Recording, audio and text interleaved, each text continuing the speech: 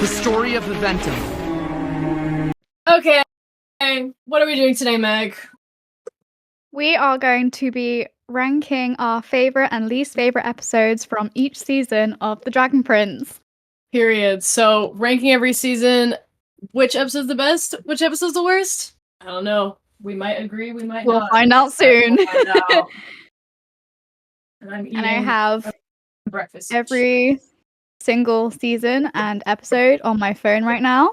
Damn. Bear with us while Opening my iPad. I guess I can name each title from each season. And obviously number, because I work by names and Jo works by numbers, so yes. we'll work this out. Meg I will guess I can say explain. smoke and mirrors, and I'll say which number is that. That's 203. It's like, yeah. But I'll just say episode number and the episode name of each season. We'll say which one's our favorite. You don't have to say why, just it's my favorite. Word. And Okay. and your least favorite. If I can get my phone to work, that'd be really great. Season 1. Okay, yes. So, okay, I'm gonna write this down because we're ranking a lot of stuff. Got a sheet. While you do that, I guess I'll say the episode names. Yes, go nuts. And numbers. So this is season 1, which is Moon. We have episode 1, Echoes of Thunder. Episode 2, What Is Done. Episode 3, Moonrise. Episode 4, Bloodthirsty. Episode 5, An Empty Throne. Episode 6, Through the Ice. Episode 7, The Dagger and the Wolf. Episode 8, The Cursed Caldera. And episode 9, Wonderstorm. Period. Go, go, go! Okay. So another 7. It's quite comforting how each season has the same amount of episodes in it, so it's not too difficult. I just got war flashbacks to Voltron again. Don't even start it again. It's hell. I just can't. Every bad thing I can think of about a cartoon, I can probably apply to Voltron, and that makes me sad because it used to be so good. And I'm low-key like a fake fan because I started watching season 1 and then it got taken off of Netflix. So I've seen clips, but I haven't watched through the last few seasons. But everything that I've heard is like, don't do it. Just don't do it. It's not worth it. And I'm like, okay. But yeah, I have I think it's in a Google Drive somewhere if you want it. I have it. I will take it. If you want to finish the show. Okay. Season 1, I feel like the storytelling made up for how janky it looked, but it looked real janky. And that's okay. Especially episode 1. So in my season opinion. 1 is not the best of arc 1 by any means. It definitely, like, it is the worst looking season out of the first 3. Yeah. For sure. But that's only just because they're still trying to work out, like, the animation style and everything, which totally understand. It's a new show. You're using new computers, using new softwares, like, we totally understand it. And because it got viewers because of how amazing the plot is. So, round of applause for that one. Right. I feel like the storytelling in arc 1 was a lot more cohesive than in arc 2, so I feel like I'm always, like, quicker to give those seasons more points. Just because I feel like the storytelling was stronger. So, best episode of season 1. I see.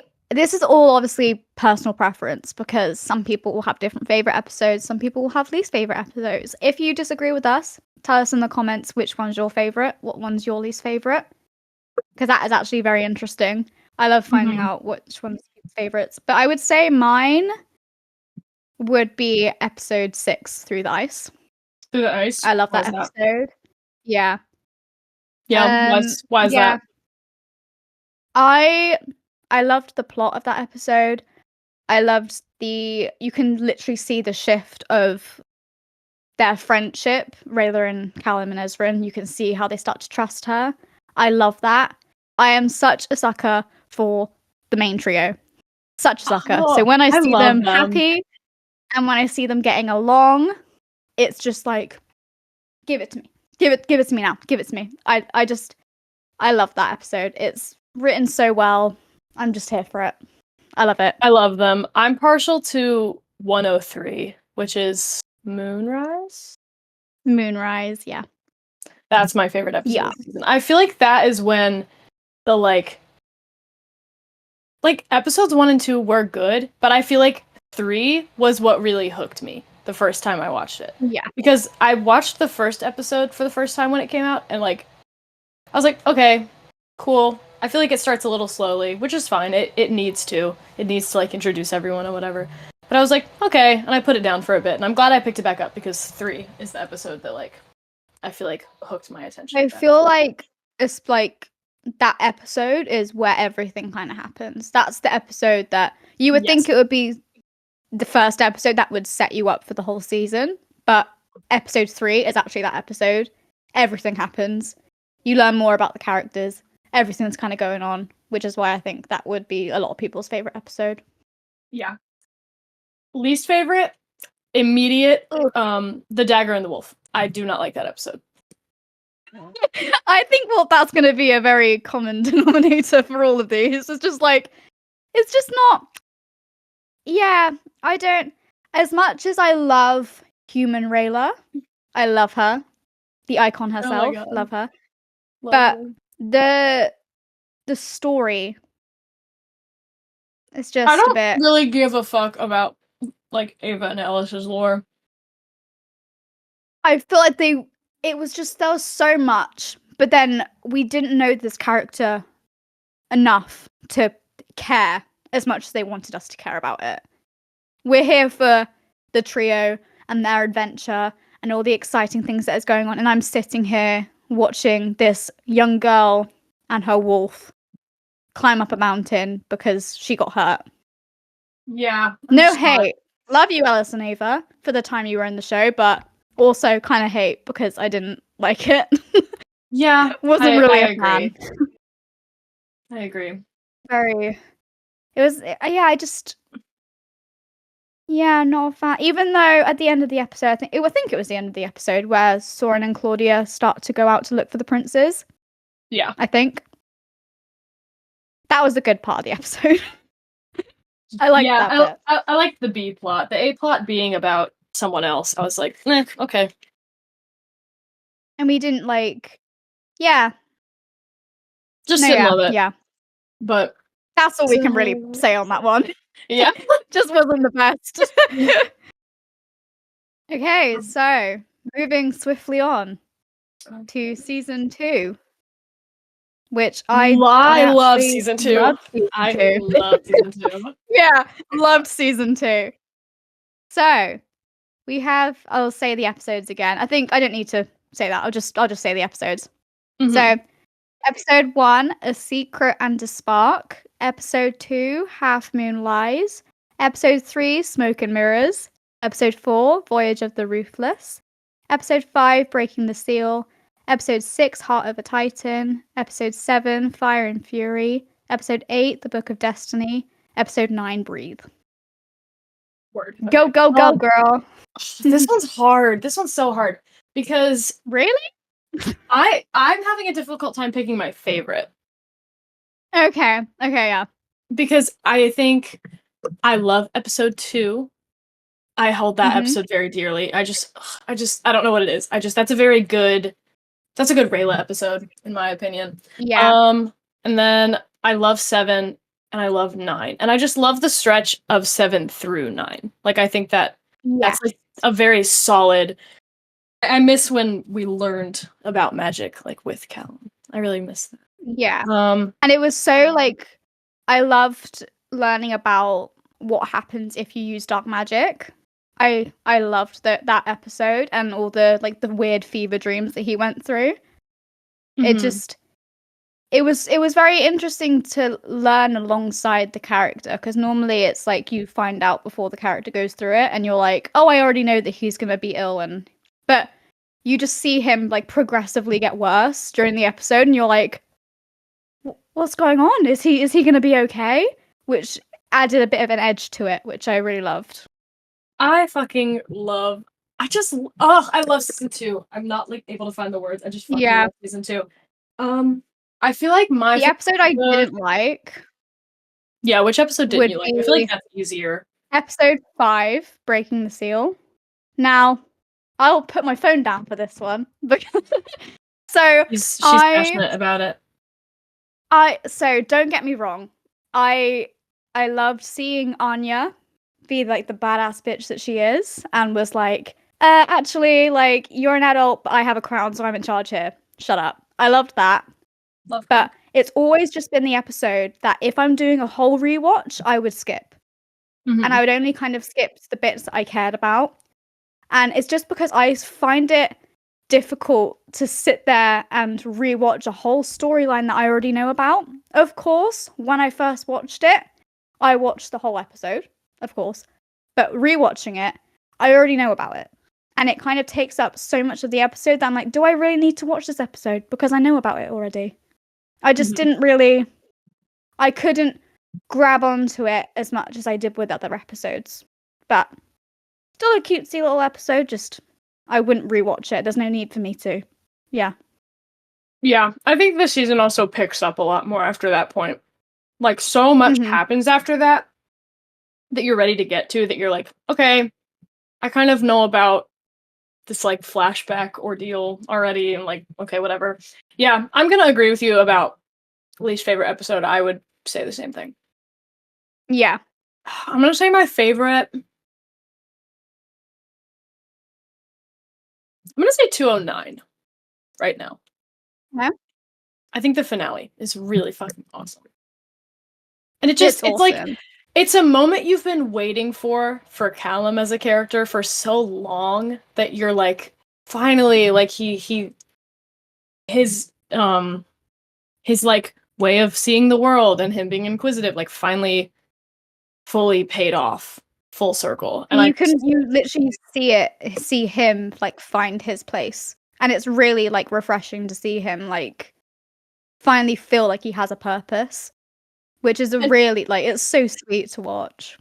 And just that scene when like she thinks he's dying and she's like, about to tell him she loves him, and the cube starts glowing, and like I just Oh god, I agree with you. I'd say that's my favorite episode as well. Good episode. It's I think any of those 3 is like the only correct choice.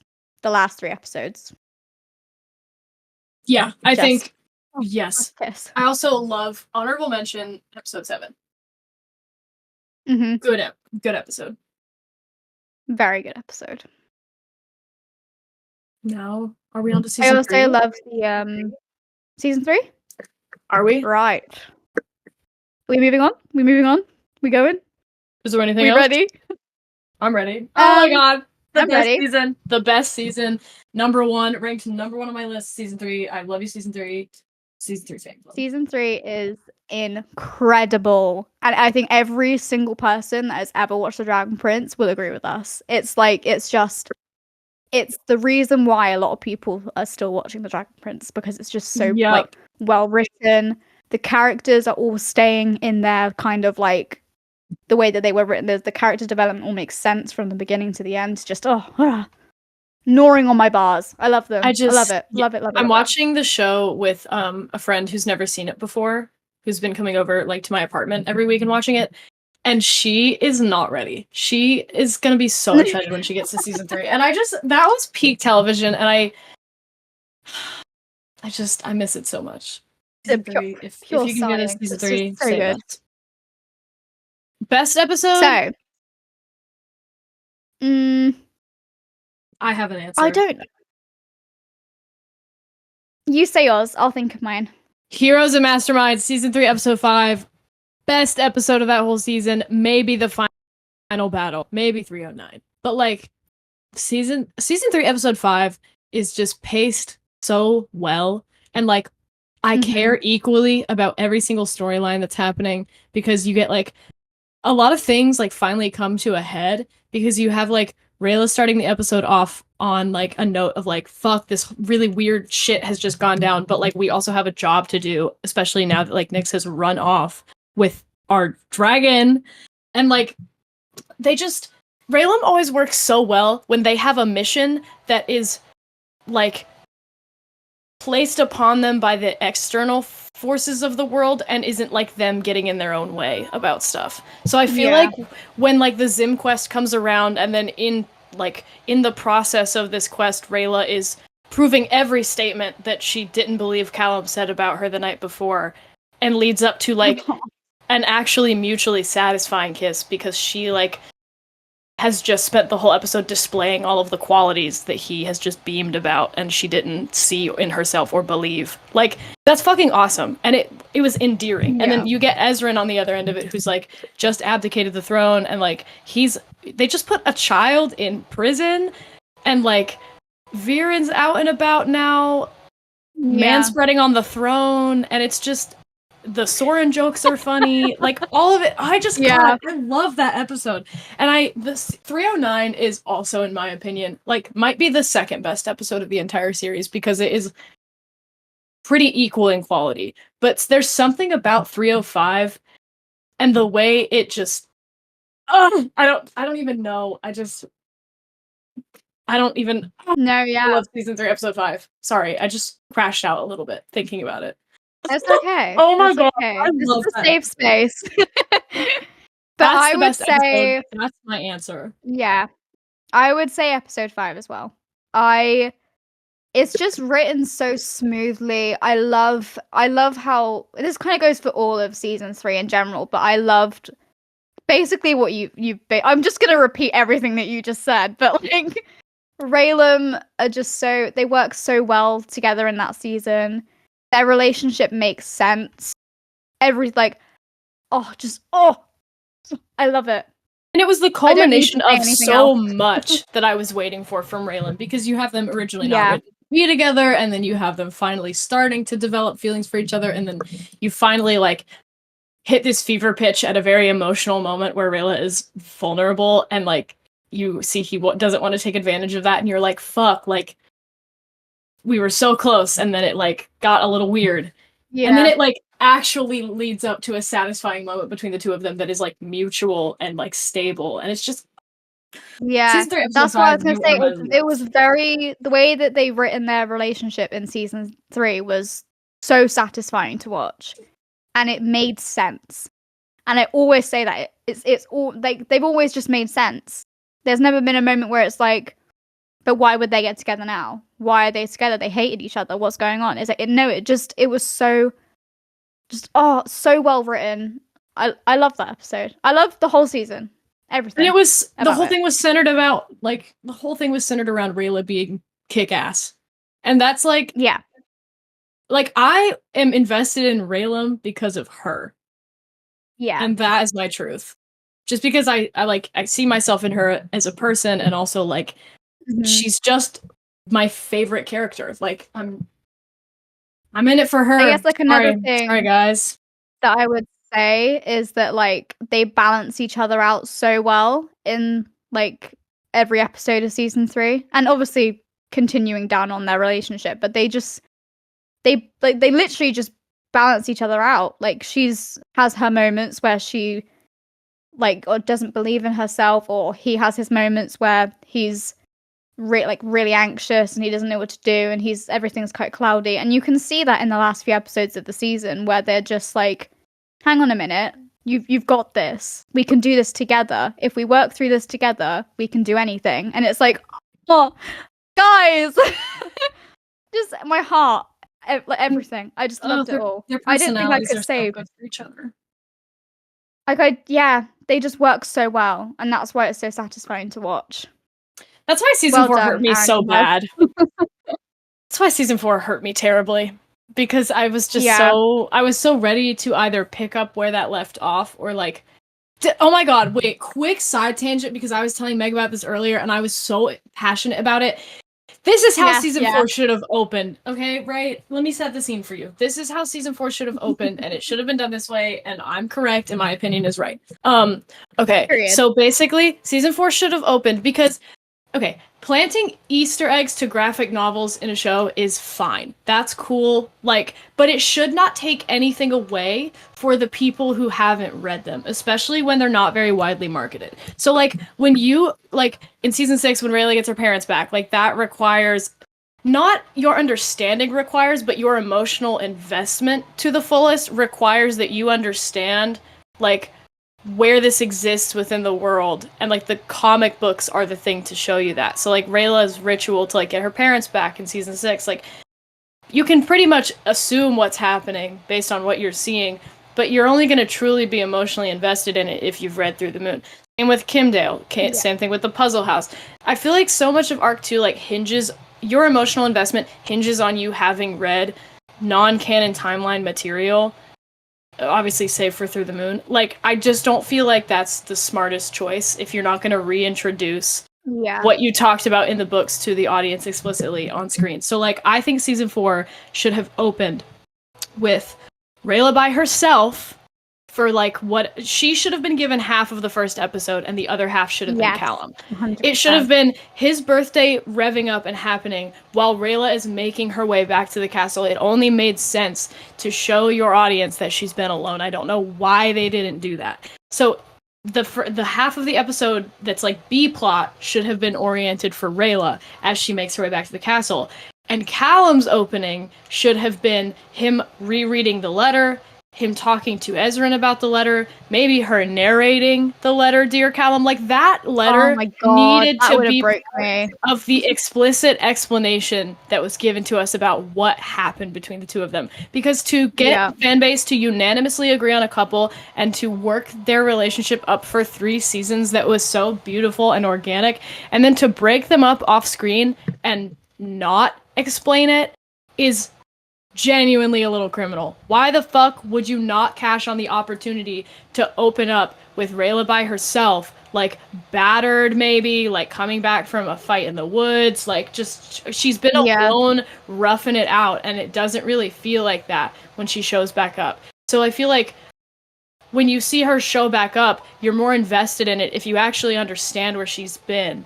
And you're not just like, see her for 2 episodes while Callum's kind of just moping about it. And Ezran is like, oh, you're sad because of Rayla. And they just don't really talk about it. Like, and they don't explain why she left at all. So then you see Callum being so like, you obviously see him quite emotional when he first sees her. But then you see him be very like hostile towards her and be a bit angry. But then if people haven't read Through the Moon, or even to the people who have read Through the Moon and you haven't watched or you haven't like heard much about it, you would like have no idea why he's so angry. And then that kind of cuts off some of like the good reviews from of viewers, because they're like, why is he angry? Why was she gone? What's happening? We just get nothing. And all you see is like, it's like, oh yeah, you're thinking about Rayla, like wherever she is, she still loves you. At that moment, they could have cut away to her. I felt like that was such a perfect moment to cut away to show what she's doing, but they didn't do it. So then you're just kind of left like, okay, she's not here and he's upset. Yeah, something that really stuck with me about, I've been reading the Steven Universe concept art book recently, and I promise this is relevant. I've been reading that concept art book, and Rebecca Sugar emphasizes often how, like, it's more important to have the audience have a moment of, like, oh, I knew it was gonna happen, but just, like, really hit them at an emotional climax, rather than to be like, oh, is that gonna be on the test? Like, when did this happen? Like, that's infinitely less satisfying than, like, oh, I've been waiting for this. Oh, I knew this was gonna happen. Like, so just making everyone like assume what she's doing and where she's at, and not giving anybody anything on screen up until the point where she's literally crashing through the window, like, you're isolating the viewer base that like doesn't read the comic books. And if people choose not to read what exists outside of your show, because what exists outside of your canon animated material should not be anything the story is going to hinge on. Like, because that's not fair to like assume that everyone's going to read those, or that everyone can afford those, or that the list goes on. But like, you just isolate a good chunk of viewers, and it just, some people, like, when you tell them, oh, the last 4 seasons are good if you read the comic books, they're going to be like, fuck that. I don't I'm not invested like that. Which like leads me on to the point of which I said before, which is just if you are going to go that way and you want it to be like you have to kind of read the graphic novels to understand what's going on with those seasons, maybe making the graphic novels like free, maybe doing them so you can download them if you can't afford to have it, or even just like writing down like some sort of short story or notes about it so that when people go to watch the show that they don't go into it completely blind, because there will be people who are new, who are watching it, have seen it on Netflix, like, I want to watch this, let's have a little look at it. They're going to have no idea that in between season 3 and season 4, they should have read graphic novels. They're not going to know that. So making that clear would have probably been the better option, but obviously they just wanted to give us new content, which is amazing, but yeah, I probably would have made them at least downloadable for people who weren't able to purchase. Yeah, but that's how I would have opened season 4, because there was so much opportunity that you wrote so much interesting stuff over the course of the COVID hiatus. You wrote about Rayla literally being in a fighting pit. You wrote about her like running into one of her own kind who is also outcast and like having an identity realization. Like just there's so much that I was like, damn, this shit that they're releasing during COVID is really fucking interesting. And then nobody talks about any of it on screen. And I was like, okay, it's like they kind of bring it in, but not really. Like with the coin. And she just says, it's a long story. It's like, okay, elaborate. Tell us more. Because obviously, like, you can't say something like that, but then not go on about it. Or you can't write something that's obviously key to the plot and the key to why Rayla's character has changed so much, yet not give us anything on it. Like, it could have been so good. It could have been so good if they did that, but I will forever stand by the fact that when Raylam's relationship became about their relationship, things got so much worse. Because what intrigued me about their relationship was the way the external forces of the world drive it. And I watched a season 7 review yesterday that was pretty fucking scathing, I'm not gonna lie. I was like, damn, not too much on Rayla. Like, that's crazy. But also, they made some points that I agree with in the sense that, like, what do I want to say? I need to phrase that thought. Like, okay, season 7 and arc 2 in general felt like emptier because wait, no. This wasn't the review I watched. This was a comment that got left on our video. This was, hey, what's up, the glowing hey? I think you were the one who talked about this, bro. I think that's correct. Anyways, but wherever I saw it, season 7 and arc 2, the world just feels emptier because you're like using the characters as vessels for this story, which is like fine. I don't know if I'm articulating that well, but like that's fine. But no, like the characters are often the ones getting in their own way in arc 2, whereas with arc 1, the political intrigue of the world and like tensions between the two countries and all these external factors were what was putting them in this pressure cooker. But like the world just doesn't feel like it affects them as much as it used to. Does that make sense? I don't know if I'm explaining that well. Yeah. I feel like it's before it felt more real and more like, because obviously they had political problems, they've had like wars and everything, and then in the new arc, it's not really a war. It is a war, but like it just kind of felt like you said, they're getting in their own way, and it was just not as satisfying to watch. It was more like we're watching these characters build their own problems. But I blame it was like these problems have been going on for a while. Yeah, I blame a lot of that on Erebos being like the direct threat rather than like the like sort of puppet master character that they played him off as at first. I just feel like once he got out of the mirror, he got significantly less interesting. And this was another comment kind of fell off glowing hay left. I think he did. I think I think they commented like just that Erebos became so much more boring once he got out of the mirror because they gave him the most like I've seen that cliche villain story, and I agree. I just when they were like he has it was kind of like and she got murdered, I was like, okay, yeah. I don't watch this show for him. It was like what I said last episode. It's just he was built to be such a big and important character, but he's basically just been portrayed as he's supposed to be like the puppeteer, yet he feels like he's the puppet in this. He doesn't feel like it. I don't know. It was just so strange to watch him be so powerful in the mirror, but then once he's out, he just feels a bit bland and a bit like he's just kind of there. I have to choose to believe that like when Ezran tried to chain him down, that he stayed down on purpose. Because no fucking way you're gonna spend 4 to 5 seasons telling me that he's essentially completely immortal to anything and everything. And you're telling me a 12-year-old and some arrows that catch fire tanked him in like 15 seconds? I refuse to believe that. I refuse to believe he's definitely done that as a way to get into his head. Because his whole speech while he was chained down was trying to get into Ezran's head. And be like, your brother's going down this road, you can go down it with him. Like, he doesn't have to go down alone. Like, you can help him, you can help me, kind of spiel that he did.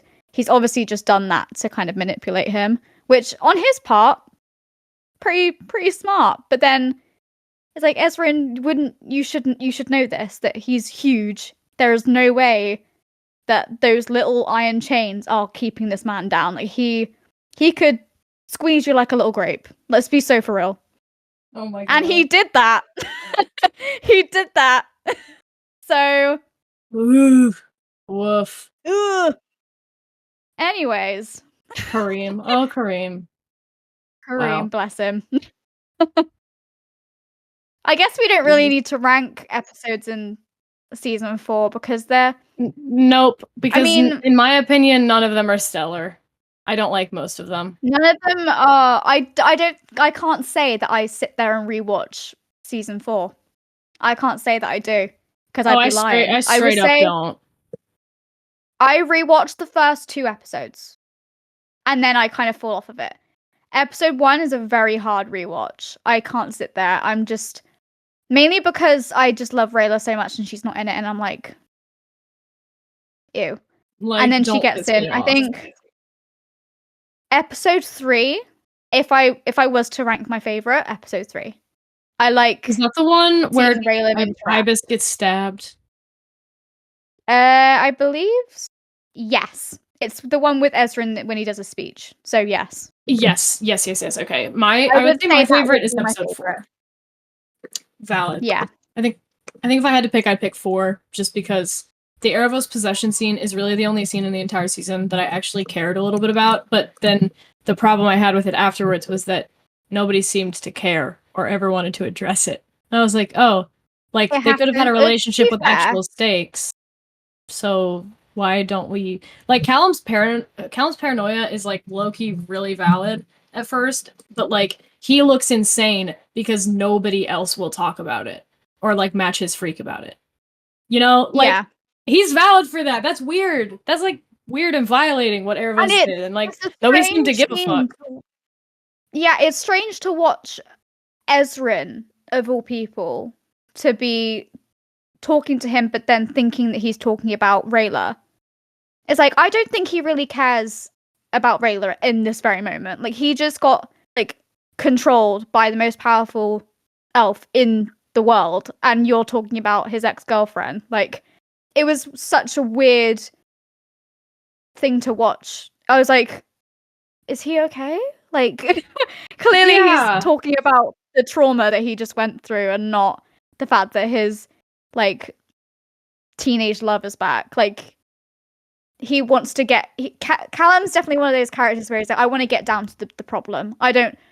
He'll leave his, like, personal issues aside, and he'll be like, I need to figure out what the hell just happened, because that's scary and I don't want that to happen again. Right. But no one else seems to, like... It's just kind of left. They're like, let me pop that there, and I'll leave it. Let it simmer. Something I've also literally... I don't know if I've ever heard anyone talk about this, I could be wrong because it's the internet. I just may not have seen it. But I feel like when it comes to season 4 and like Erebos possessing Callum, I just feel like it should have affected his relationship with magic. And I feel like I didn't get to see any more character development through magic with him.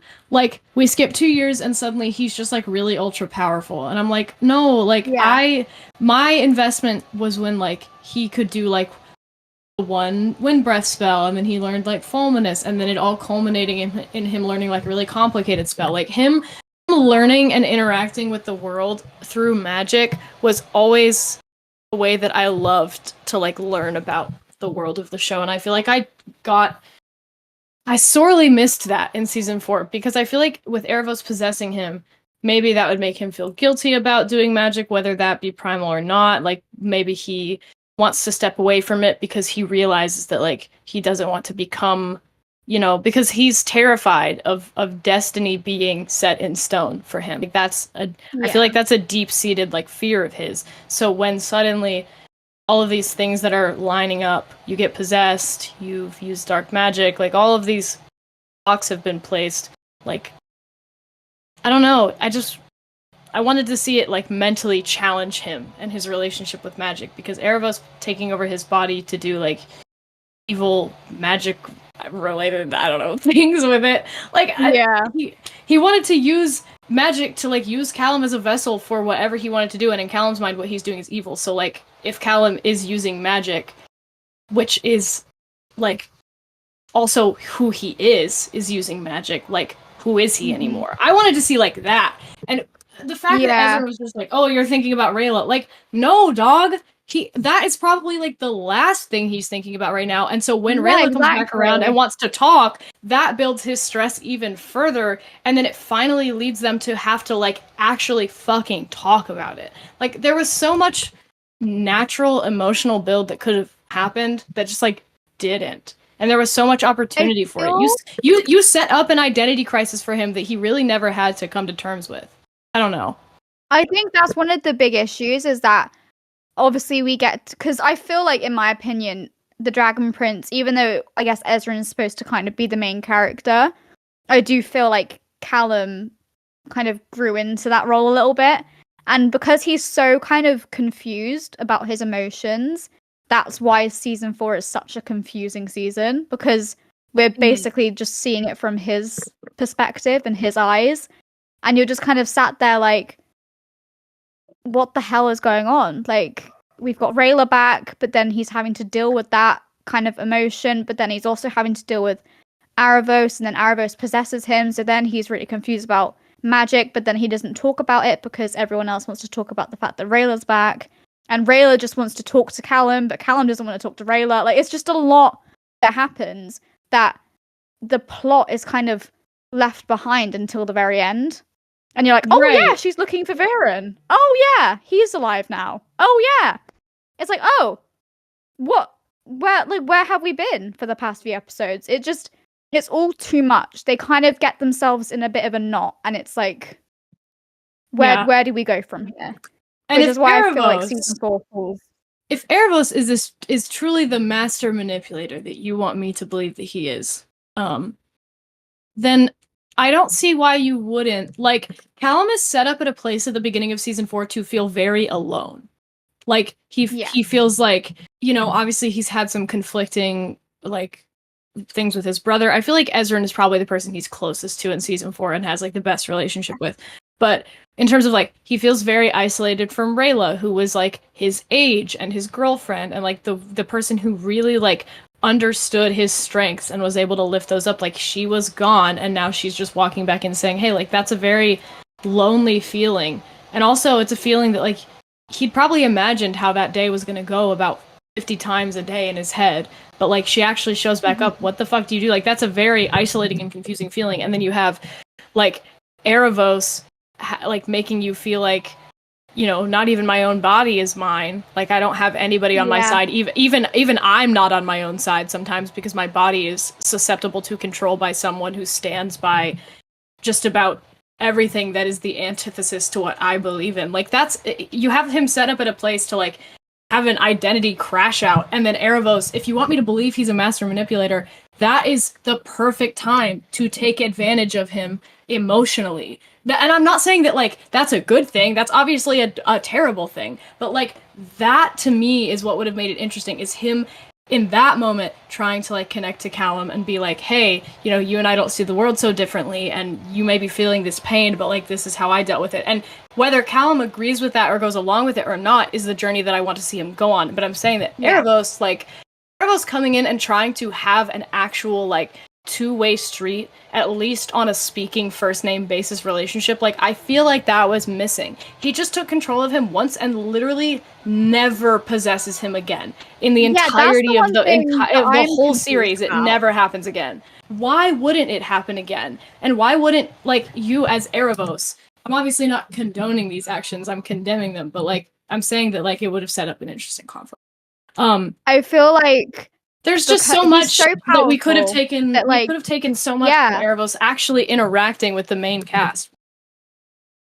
But it was kind of lost a little bit. And the fact that he's so powerful that he could possess Callum through the mirror, but then once he's out of the mirror, he doesn't even attempt to.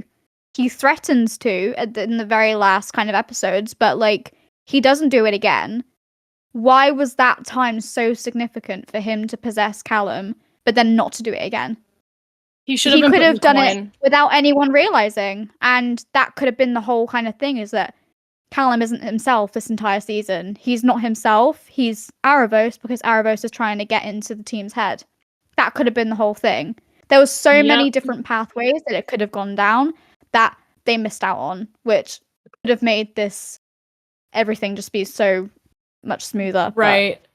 Now that we're in, like, side tangent central, I just want to add, this is how I think season 7 should have ended. Listen up, everybody. Everybody sit crisscross applesauce, hands in your lap, hands inside the ride.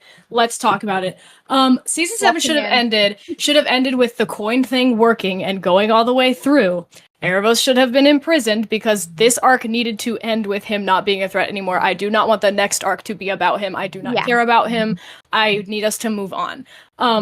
He should have been in the coin. Callum should have gone through with the spell. Erebos possesses Callum and fucks with Rayla, like, mentally. Like, the amount of psychological warfare that he could have, like, that he could have pulled off when it came to Rayla and, like, knowing her. And you've got the body of an ocean mage that you can control, and you have his beloved who is afraid of water, like fatally so. I'm sorry. Why would you not take the opportunity to, like, but does Erebos know that? And, like, yes, because he has Callum's memories. He has all his magic. Like, he is in Callum's brain. He knows he knows Rayla can't kill. Only Callum would know that. Erebos wouldn't just know that by, like, being in the mirror and talking to Viren. He would have to know Callum's thoughts. So, like, you know, there was some opportunity there. So Erebos possessed, he's fucking with Rayla, like, psychological warfare. Devin Gill, write that episode. Like, I know Devin would do that concept justice. Ezrin doesn't get to go through with the sword thing because killing people is not who Ezrin is, and he needed to grapple with that after. Like, holy shit, I was gonna kill somebody, and I didn't get to. Therefore, I have to reflect on the fact that I decided to do it in the first place, because now I, can see that is the route that would have gone down. And then you get, like, Rayla, who has to then actually make the decision. Like, it's not just a one-off, like, okay, I guess, like, she would have had to look a speaking Callum in the eye, but it's, like, not him, you know? Because and having to go through that, like, internal struggle of that as well would have been really interesting to see. Right, because he said, don't kill me. He didn't say kill me if I do dark magic. He said kill me if Erebos possesses me. He never did that. So Rayla at no point was ever going to kill him because he was never going to get possessed. That's what this should have led to. Mm-hmm. And then I would have gone even further and said that she should have done something to, like, try and neutralize him. And then he ends up... Somebody wrote this in a fan fiction. I am not going to take credit for this because I read a rewrite of the end of season 7 and I thought it was better than the actual shows. Sorry. They rewrote the ending so that Callum does actually get killed by Rayla, but he and Erebos end up in front of the Cosmic Order, and the Cosmic Order order that the universe can be rebalanced only if the cube is returned, only if the key is returned. And they're like, Erebos, we want it back. And Erebos is like, I don't have it. And then Callum is like, I have it. But if you want your cube back, you have to offer me the same deal you gave Erebos, which is that if he gives back the cube, he gets to return to his vessel. And so Callum gives up the cube and gets to return to the real world. And Erebos is then exploded in front of the cosmic order the same way Leola was. Like, it's actually like a star burning out. I feel like that would have been such a good ending. That would have and been he's then with Leola, and that's kind of full circle. I don't know. There was so much that I wanted to see happen, and just it was also it was like so hyped up for like to, oh my god, is Rayla gonna kill Callum? What's gonna happen? Is this gonna be the end of Erebos? And then it just kind of ends in such a lackluster way. It's just like, oh, so he is coming back. So he's not gone. And now I have to live with that. And the characters will never be able to kind of relax. They don't get their happy ending. They know what's coming for them in the next 7 years. They know that. How are they supposed to move on? How are supposed the newlyweds to make a family? How are they supposed to like do anything when they know that potentially it could all be gone in the next 7 years? Right. It was just such a sad thing for those characters to be like, you don't get your happiness forever. Like you will have to go through this shit again. Y'all got 4 9-episode 30-minute per episode seasons to defeat Erebos in an arc all about Erebos, and you didn't do it? Are you fucking joking? Yeah. What are we smoking? I believe this is the end of the Erebos arc. Yeah, it's not. And like, even though he was already kind of being set up in the first arc, but the fact that we still have to, like, there's not going to be if we do get arc 3, it's not going to be anything new. We're going to watch the same struggles. We're going to watch the same, like, war. Nothing new. You're 7 years older and you don't have a get out of jail free card this time. Have fun. Like, bruh. Yeah. Are you It's going to be rough. Chat, if it's going to be quite rough. Called Return of Erebos, I need everyone to let me say I told you so. If they call it Return of Erebos, I'm going to be pissed. Bark my words. I don't know what I'm going to do, but I'm going to do something about it. It will be interesting to see how they write it, though. I'm very intrigued to see like what plans they have for it, and if, because I see it a lot with movies that push out a sequel that doesn't need a sequel. They just kind of redo everything that they did in the first movie, but make it better or make it have a different villain. It's like, what are they going to do that's going to make it different from the last arc without copying everything or recycling like words? They say a lot of the same quotes a lot of the time, and it's like, we already know that you know that, so why are you telling us again? Like, we didn't forget in the last couple of months what happened. Like, let's move on. Dragon Prince loves to like do something and set something up that's really organic and then set everyone back at square one at the end, and it's really fucking annoying. It annoys the shit out of me. And I'm not trying to be a negative Nancy, and I'm not trying to be a complainer, but like, holy fuck, guys! I know it's the reason I'm so critical of it sometimes is because I know what they're capable of. When it comes to like the first 3 seasons, were so peak. Like, you are capable of continuing that quality of storytelling because I've seen you prove it before. What happened? Yeah, it also feels like that most of the characters are just kind of a vessel of themselves. They're not really like, then all the development that they had is just missing for some reason, and it's because they're using the characters as a plot. They're not themselves. They're not going through a journey. It's just like they all have their own purpose, and they're going to go through that purpose so we can just see them go from point A to point B. Whereas they're just like, for example, Rayla.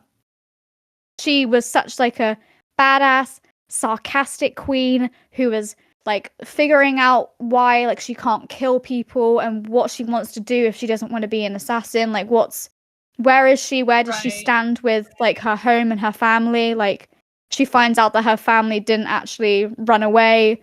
There's a lot that happens in arc 1 that is then just kind of pushed aside in arc 2. And we lose.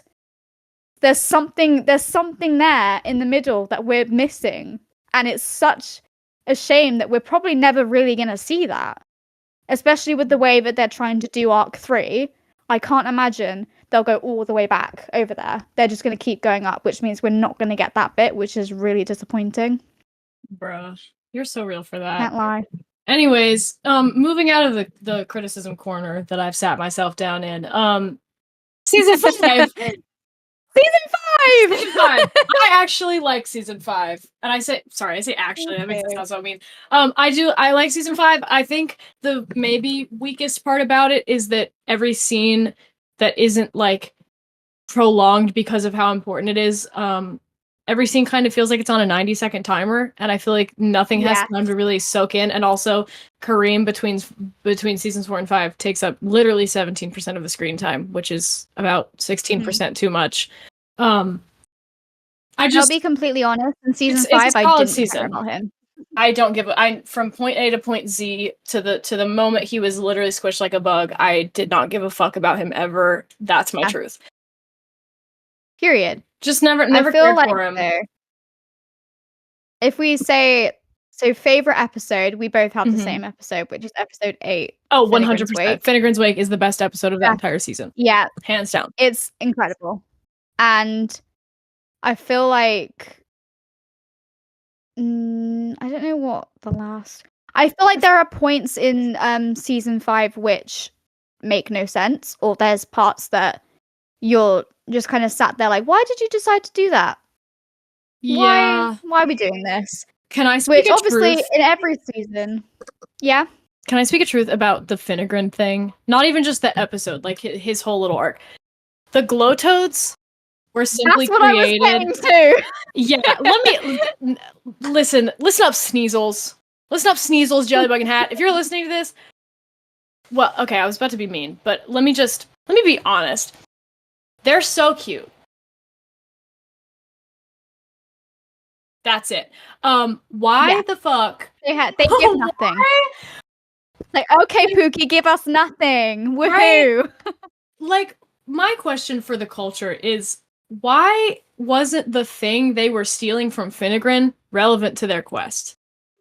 Because it could have, like, they had such an opportunity to also, like, tie in, not to be a hypocrite and go back on what I said about, like, you shouldn't make the emotional investment hinge on the graphic novels, but also I feel like this would have been a good time to explore some of what happened between the 2 years, with Rayla specifically being, like, having her, like, pit fighter Vi moment from Arcane in the fighting pit in Scumport, and like she like saw that guy that reminded her of Callum, and like so much happened in Scumport that like Rayla would remember and be emotional about. Maybe that was such a perfect part. Her and Callum could bring that in. So why not have Finnegan like have something that they need to get their quest done, and have him like recognize Rayla, and have Callum like feel those emotions of distrust again, because they haven't really talked about her time away, and like he really doesn't know what she was up to. And he never does. They, like, never really talk about it. So I wanted to see, like, Finnegan recognize her, and then need, like, maybe an artifact that would help them along the way. And so then, like, when he's literally torturing her, and then when it, like, the emotional climax of, like, Finnegan's Wake hits, you're so much more invested in it, because, because the whatever they need is a catalyst for like Raylan to have a whole emotional debacle about like where she was actually at and how much she's really been honest about, because he was probably so worried about her, and like him knowing that she is keeping it from him, like how much she was hurt, would bother him, I would like to imagine. And I wanted to see them like address that fact. So like Finnegan's Wake is my favorite episode because I think it has the best emotional stakes of the entire season. However, I think the build up to it could have been better, and I think the Glowtoads thing is where you lose me when like you set up something to be really emotionally dynamic and then you make the punchline that there's an animal. Looking at you, season 7, episode 9. What the fuck? That's a whole other. That's a conversation for another day, because I'll get into it about the bird thing. But like, yeah. So season 5, episode 8, best episode. I would say worst episode, episode 1. I just think starting over at Katalis again, and they do a better job of like okay, we're gonna pick the story up and get this show on the road. They do a much better job of that this time. But it's still like we reset to Katalis and we have the same sort of preliminary conversations that we've had every season before Quest. Talking about the same stuff. It's like, I will agree, I was quite bored in the first episode. I was like, okay, so when's this gonna start? When's starting? What's happening? Why the fuck would you trust her unconditionally immediately? Because she almost died? Wouldn't. That's not really a good reason. No. It's like, well, I trust her. Okay, why? She's literally telling you, like, she went in there without your permission. Right. Like, I wanted him to actually, like, be suspicious of her. Not suspicious in the way that he, like, thinks she's a criminal or whatever, but, like, suspicious in the way of, like, something about the last 2 years has changed you in a way that I can't recognize, and it is isolating to me that I don't get to know you the way I used to anymore because there are parts of your life now that you are omitting from me. And that's not lying, but that's not lying. That you're not the same. That's lying by omission. You're not the person that I fell in love with. Like, why won't you let me in? You're the person that I fell in love with because they don't talk about it, so we don't know. Like, I don't know. I wanted them to, like, if you're gonna make Raylan's relationship about their relationship, make them fucking talk about it. Yeah, please, for the love of God, give them a moment of time to just be like, hey, do you want to talk about everything that's gone on? Do you want to talk about our feelings? Because that just never happens. And if you're trying to promote healthy relationships, that's pretty toxic that they're not talking about it. Like, this is not going to end well for them. Obviously it will. Their end game. They'll get married. But, like, when is this conversation happening? Because I can't see it happening in the next arc if they're going the way that I think they're going to go with it, which is really annoying. It's like, I just want them to have a conversation. That's it. There were multiple times that they could have, in the past couple seasons, they could have spoken about it, but they haven't. So it's like, yep. What the fuck? So yeah, worst episode in season 5, definitely 1. But we're going to say 8 is the best. Yes. Because, of course it is. God, Finnegan's Wake and Paula, can we just talk about Paula was voice acting? I could talk about this forever. Oh my god, I'm still at the restaurant. Incredible. What? I made a tweet about it after I watched it, and I was like, how, like, fucking incredible, like, is this eviction woman? Like, notice on the door, rent due. Holy fuck. Yeah. Give her an EGOT. Amazing. Give her an EGOT now. I don't even care. Give her an EGOT. I don't care about the rules. Man. Real. Shout out to her performance because holy fuck. Had me shivers. I got goosebumps. I was like, cried, had to pause it, had to take a lap around the room. Wow. Holy fuck. Oh, same. I threw the remote. I got rid of my blanket. I was sweating. I had tears down my face. I took a lap. I came back and I still had to take a breather before I could even click play again because I was like, wow. It was just amazing. Season 6. Season 6. Oh my god. Season 6, genuine return to form. Solid fucking season. The pacing I thought was beautiful. Especially compared to 5 and 4. It didn't feel rushed. I actually gave a little more of a rat's ass about Kareem's whole thing. Only slightly more. Yeah. But don't get me wrong, I was more invested in it in the 6th season. It was like solid. You could see that they were setting up for something to happen in the next season, which I think is why I enjoyed it, because it was like, I can kind of see where this is going and what we're doing with this. I like this. Like, give us some more. Like, because otherwise, like, before then, he wasn't giving us anything. I was just like, okay, we really don't care. Like, we're not invested in your story as much as we are with the drag gang. Like, we just don't care about you. Stop talking. But then you can clearly see a shift in it where you're like, okay, give us something. We like it. But yeah, he was big fan of. He added to the plot. But I missed favorite episode. Rip Viren. Rest in peace. R.I.P. Favorite episode. I'm caught between 2. I'm caught between 603. 603 is my comfort episode. 603 is my comfort episode. I think it's I think the metaphor of like the ship is on the nose, but I think that's kind of perfect because it sort of shows you that like the authors of this are like directly kind of reaching through the screen at the audience and saying like, we see you, we know it's been a long time since they've had development. Yeah. We hear you. We're kind of going to poke fun at ourselves for an episode and let them talk it out in the meantime. And they make a pretty good amount of progress compared to the past 2 seasons where their relationship was extremely stagnant up until like the last 3 episodes of season 5. So I feel like it was kind of a little like tongue-in-cheek, like, hey, we know we've kept you waiting for a really long time and here is the content that you've been wanting forever, but we're also gonna like poke fun at ourselves at the same time. Like that's my comfort episode. I love the conversation around dark magic. That should have been a conversation. That sort of like emotional tension and like that type of argument between the two of them where they're both just like so stuck on their own moral convictions and they're fighting tooth and nail to have the others see it. Like those were the arguments I'd been missing. So I was really happy for that. Yeah. But also season 6, episode 6. Yes. You know what? Those were the 2 that I was going to say. I feel like the episode 6 has such like a beautiful kind of meaning to it. And the way that you can like, just from like going black and white, like, I just, amazing. Yep. And I feel like if you want, it's definitely more on the kind of angsty side of things. And as someone that kind of, when I started the show, I hated angst. I was like, don't make me cry. I hate it. But that now that I'm older and I can appreciate that. And I'm like, you know what? That makes so much sense for his character, where he is at the moment. And like, it just ties everything up so nicely. Right. And then you get like the Raylan moment that everybody's been waiting for so long. And it's also like, it's a great moment in the way that it is well written by itself and it's like very earned and it's cutesy and I just think it's very like it just hit a sweet spot for me with them. Like I love Raylan. And but at the same time, it's also like poking fun at season 4.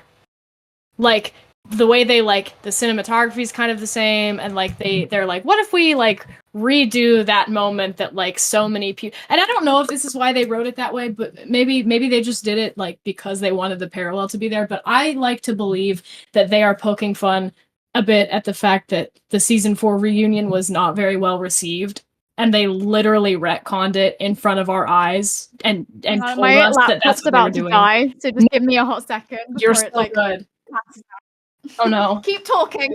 It's okay. But what was I talking about? It sort of poked fun at season 4, and it just was like, hey, we realized that this wasn't the most well-received reunion, and we want to literally like take 3 steps back so we can take 4 steps forward. I don't know. I appreciated that it kind of poked fun at something that was so heavily criticized. And then worst episode in season 6. So like I'm really praying that this doesn't die on me right now. I'm praying for you. So worst episode, I want to say maybe okay, I'm also caught between 2. The second episode was fun to watch and it was well written in the sense that I like that's just it. It was fun to watch. And that's why I thought it was like good, but like I don't know. I also didn't care for it the same that I did for the rest of it because it was like the feel good funky side quest before we get to the main entree, and I'm kind of invested in the main. Was that the one with all the kind of like silly jokes? That's the Sorvis adventure episode where they like meet the mushroom mage. I didn't quite care as much for that storyline. Love Sorvis though. I feel like cutie. But also the red wedding kind of stalled the pacing a little bit. So dark around it. Mm-hmm. It was so like the season was so dark that I know it's just kind of comic relief and it's trying to kind of keep it in that age rating. But I was like, why now? Why the second episode when you know it's about to get even darker. Like, why are we here? Why are we? Well, it makes sense because those two characters are the comic relief. They're supposed to be funny. They're supposed to be the one that kind of lights up the darkness. But it's like, right. The viewers are kind of more worried about other things right now. Like, we're not worried about this. Yeah. But then I guess they did put it in the kind of correct spot for it to be in, because if they put it in the middle, you would be a bit annoyed, wouldn't you? Yeah, so, I also feel like I appreciate it for what it was, in the sense that they needed to kind of put Zubeia in their back pocket and not spend a ton of time on her, so that was kind of their way to, like, be like, she's in the reserves for now, but, like, you kind of get closure about, like, knowing what happened to her. So I appreciate it in that sense. It's just not my favorite to watch. So yeah, I'm gonna say 2. Yeah, me too. That's okay. So best. Did we decide between 3 and 6? Which one is the best? I don't know if we did. Which one?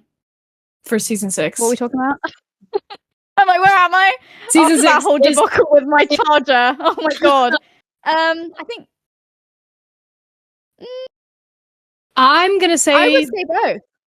Yeah, I'm gonna say 3 though. I think I could pick. I'm gonna say 3. 3. 3 is like. I feel like. Pick, then I'm going to pick 3. That's just, I love watching. I think comfort wise, 3.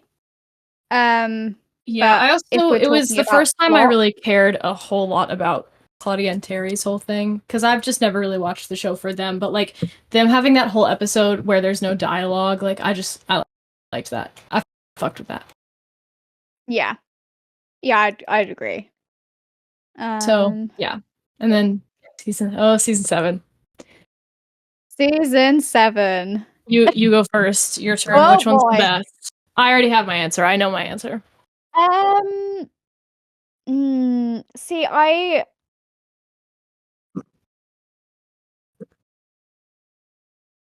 don't know.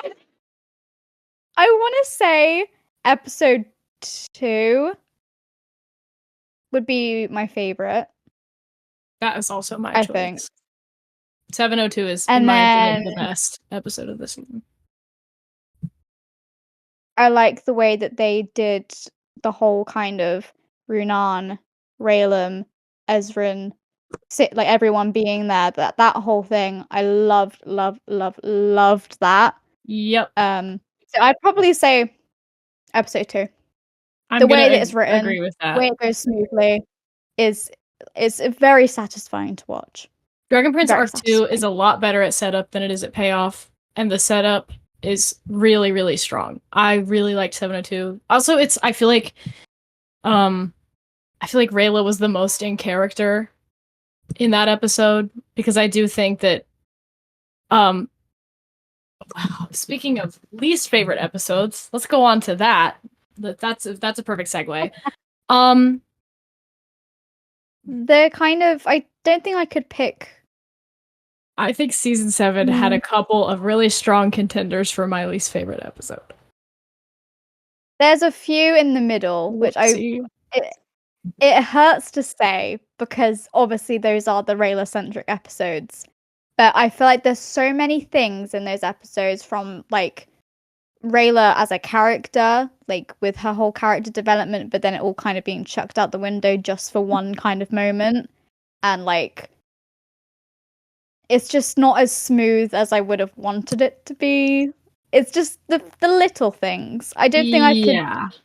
And it's not like for the whole of each episode. It's like there are there's scenes in it where I'm like, that didn't hit the way they probably wanted it to hit, unfortunately. Yes. So I couldn't just say one episode, because it's not. I can't say it's the whole episode. Just there's a few scenes in a few episodes which are unfortunately not the best. Right. My conflict is, in terms of like skippability, episode 3. I was bored. I don't watch it when I do or rewatch it. But the thing is, I'm not going to be quick to say that was the worst or my least favorite, because that episode makes me feel like neutral when I'm like, I'm just going to skip this one. It's a lore dump that cool, but I don't really care. However, episodes 4 and 5 actively enraged me. And that to me is worse than like I'm more keen on skipping the episode because I just don't give a fuck about the lore that's getting dropped. Episodes 4 and 5 genuinely more so 4 than 5 pissed me off. Because you know how I feel about the line, I'll beg, I'll grovel, I'll say whatever you want to say. Shut up. She wouldn't say that. Next question. Yeah. That episode, why weren't we celebrating her? Why does it feel like the kind of greater society of the shadows doesn't exist? Like, it's what is going because of that one scene with Raylan in it. It was just moved on so quickly. I was like, are we not happy about this? Like, hello? What? Why is this ritual so biased? Why is it up to one person to decide that you get to return to the wider society? I figured that everyone would have to like collectively accept you back.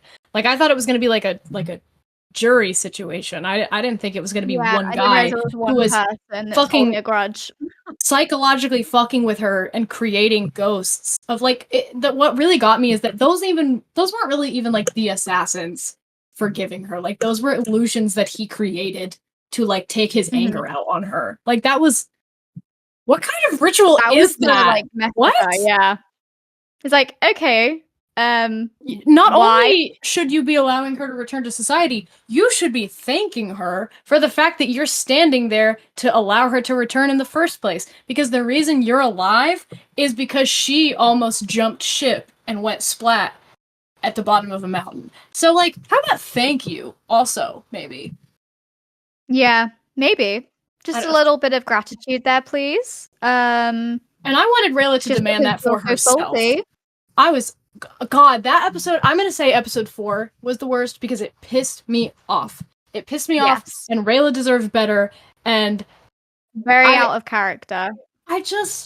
I'll beg and I'll grovel. You wouldn't catch at Arc 1 Rayla saying that. Arc 1 Rayla would slap you so hard your head spun.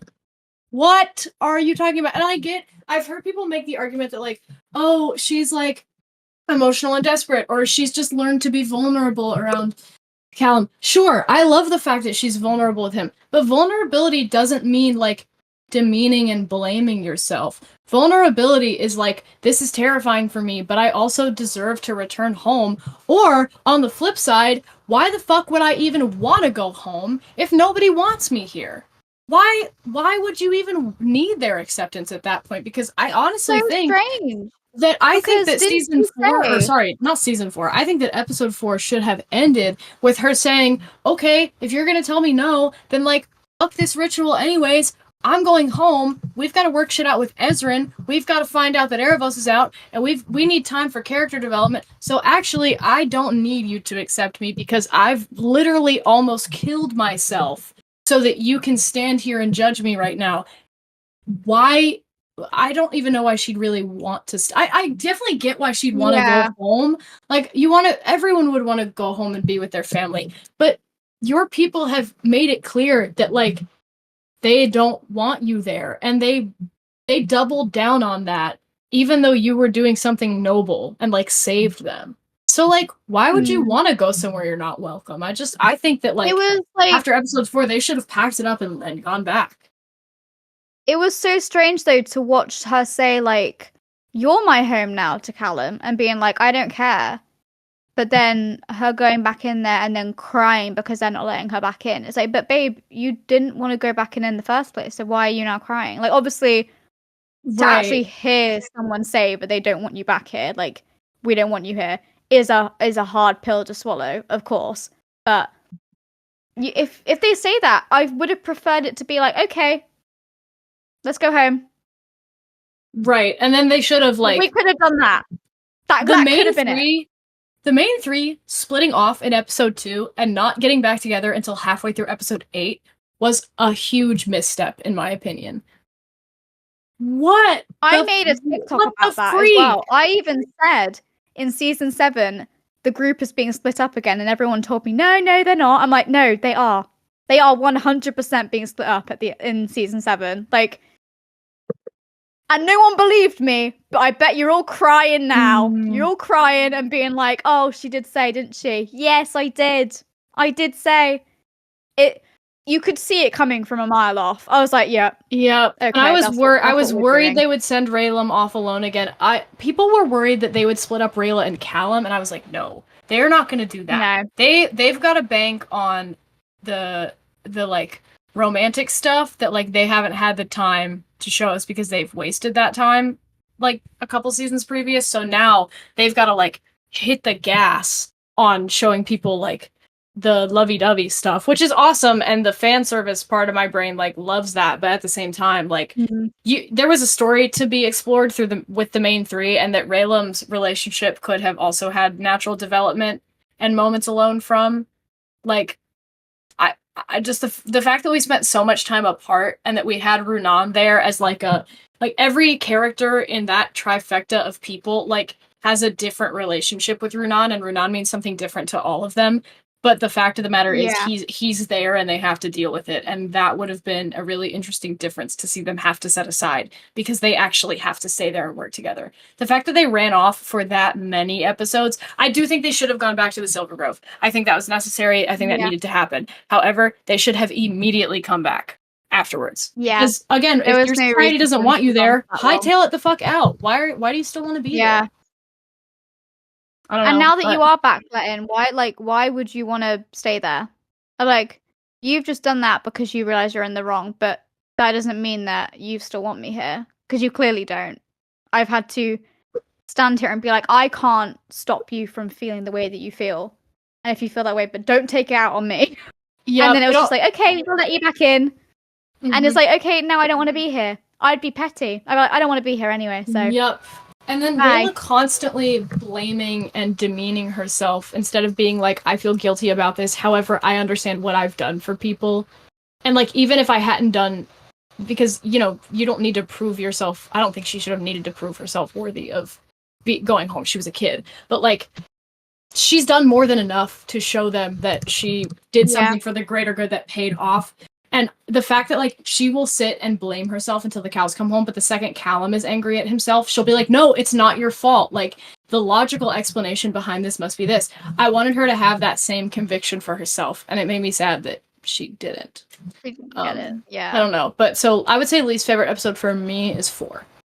For that reason. Yeah, I would agree, actually. As much as I did, I can't lie, I was very happy seeing that Raylan scene. I was like, you guys are so cute. I love this. I have it as my profile picture for everything. I love that little hug that they have. They are cute. They're cutie patooties in my heart. They're adorable. I love them. But from a plot point of view, I would say it's the weakest, because it doesn't make any sense. It, like, for her character to be pushed back that far, I was like, wow, we're like scraping bottom barrel here. Like, why are we like now making her feel this way about herself? Because I know for a fact that the Rayla that we met previously wouldn't be saying that. She obviously she was scared of like being vulnerable and stuff, but she wouldn't be being like, I'm gonna beg to be let back in, because we all know she would be like, okay, you don't want me here, bye then. Yep. It was just so out of character, and that bugs me. That could have been such like a badass scene of her just being, hang on a minute, out of like Callum's arms, like, hang on. Rayla, baby girl, we love you. Where was the sarcastic banter? There were so many moments of silence across the season that I was like, Rayla would say something snarky here, and she's not doing it. She would say something so funny, and she's not being allowed to. Rayla, speak up. Let Rayla be sarcastic. 2K25. Were you silent or were you silenced? What? Yes. Bring back my old Rayla, please.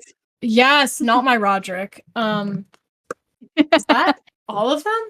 Yeah, that's all of them. Yeah. Damn. We did it. We did that, and we only went on like 18 different side tangents. So that's record low for us. I'm really proud of us for that. Because we could go on. Honestly, guys, you will learn that throughout all the episodes that we make, that we will go on we could talk for, as I would say, talk for England. Talk the leg off the chair. Like, honestly, you will never hear us shut up. We will go on and on and on. Yeah, we have a lot to say, and we're going to say it, and we're going to keep saying it next week. But if you're seeing this on the day it drops, happy Saturday. And if you're me and Meg, happy Thursday. Happy Thursday! But what a great day. What a day. Wow, what a day. So, wait, let's before we go. Okay, in order from best to worst, the seasons. Go. Okay. Your opinion. I'll give you mine Just after. thinking We're about gonna this. finish it off by ranking the seasons. Okay, so that's really difficult. The best I would say is season 3. Then I'd put season 6. And then oh my god, this is so difficult. Why is this so hard? Season 2. Season this is the issue I had before because I don't want to put season 1 really low, but I can't say that it's one of my favorites. Yeah, that's fair. What haven't I said? Season 5? You haven't ranked 5, 4, 7, or 1. Okay, season 7, then season 5. 1, then 4.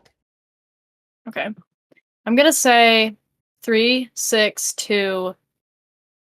Oh, you're quick with it. I've thought about this. It took so long. I'm gonna say 3, 6, 2, 5, 1, 7, 4. Yeah, that's okay. fine. Very similar. Very, very similar. Save for, I think the only one we ranked more. One's a tricky one for me. One is tricky because it's just kind of middle of the road as far as the show. It's also like season 1 for any TV show is always the starting point of a massive, amazing story. And it also is the thing that is kind of like, not like a teaser, but it's like they're seeing what they can do. They're like, what can we get these characters to do? What do you guys like? What do we like? What do we want to do? Where are we taking this story? It's always the very beginning. Whereas then you start to get into the show and you're like, oh yeah, this is really good. Right, like we know the characters a bit better once we get to 2, but you gotta take the time to introduce everybody and who everybody is to each other in order for us to care about it. You can't just toss us in. So I feel like 1 is exactly. 1 is just not the best and not the worst in the most neutral sense of the word, that it serves its purpose as setup, and it's well written, and it's animated okay. And then which is why I feel so bad for putting it near the bottom, but then because if I could do it, it would be like all of them would be up here, and then there'd be a massive gap, and then it's season 4. Like I wouldn't put them like right next to each other because I can't say that season 1 is as bad as season 4. Right. For me, I would put I think I would put 3 and 6 together, and then I would put a little gap, and then I would put probably 2 and 1 and 5 in kind of the same quality. Yeah. Another bigger gap. I'm gonna put 7. I'm pretty harsh on 7. At least I haven't recently. And then I'm gonna put a massive gap, and at the pits of hell in Satan's asshole, I'm gonna put 4. Because fuck, it was just not great. 4. I just didn't like it. That's just always gonna be my truth. And if you like it, that's awesome. I respect your opinion. I do not like it. Because there are people out there that actually enjoyed it. And you know what? When I first watched it, I was like, okay. I think I was in shock. I was like, we've waited so long. Yeah. And this is what we've received. Right. I can't say I was like ecstatic and jumping off the walls. I was a bit like, now I've got to wait even more to figure out what's going on because you kind of leave us on a bit of a rough spot. I'm like, okay. Yeah. A whole lot of happened, but at the same time, absolutely nothing happened. Yeah. A whole lot of nothing is what was going on in season 4. Yep. Basically, just a kind of hurdle to get through to what they actually wanted to do for Arc 2. That is what it is. They got in their own way a lot in season 4. It was a problem. But consensus, TLDR of this entire thing, 4 is the worst, 3 is the best, and we love episodes that Devin Gill writes. Yes. That is what you can get from this video. Yeah, if you listen to anything I say, let it be that. 4 is the worst, Yeah. 3rd is the best. Devin writes the best episode. Devin is incredible and we love her. Yep. And also I'm really glad to see the amount of money that people have raised for her and her family's Yeah. Very happy about that. So if you if their GoFundMe is still active and if you can donate anything, Devin lost her home Please do. in the LA wildfires. So please consider maybe chipping in a few bucks or sharing it. I don't know if it's still an active GoFundMe. So if it's not, share it. And if it doesn't exist anymore, then ignore me and just send her family wishes. Put her in your prayers. Yes, put her in your prayers, put her in your thoughts, because she created something amazing for us, and no one deserves to lose their home, but especially someone who does nothing but give back to people and create. Anyways, but I think that's everything. Yeah. We're so glad that you guys could join us. Yes. And listening to our side tangents, as always. Damn! We love a side tangent. But hey, that's okay. We love a side tangent, and you guys love to hear the side tangents. Yeah. So. And also, thank you so much for 100 subscribers. That's oh my god, yeah! Incredible. We're so grateful. And we're so thankful that you love us talking at you. And we're very excited to talk some more as well. So thank you. I can't wait. Okay, well, bye now. Bye-bye.